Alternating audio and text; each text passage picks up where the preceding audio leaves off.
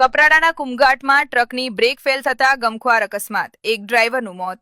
વલસાડ જિલ્લાના કપરાડા તાલુકા સ્થિત અકસ્માત ઝોન ગણાતા કુમઘાટમાં આજે ફરી એકવાર લોહીલુહાણ અકસ્માત સર્જાયો છે. પ્રાપ્ત વિગતો અનુસાર કપરાડા તરફથી ઘાટ ઉતરતી વખતે એક ટ્રકની બ્રેક ફેલ થઈ ગઈ હતી, જેના કારણે ચાલકે સ્ટીયરિંગ પરથી કાબુ ગુમાવતા ટ્રકે રસ્તામાં આવતા અનેક વાહનોને અડફેટે લીધા હતા અને અંતે અન્ય એક ટ્રક સાથે જોરદાર ટક્કર થઈ હતી.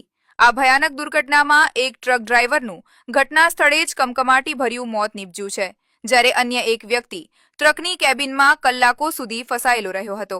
ઘટનાની જાણ થતાં જ 108 એમ્બ્યુલન્સ અને પોલીસની ટીમ સ્થળ પર દોડી આવી હતી.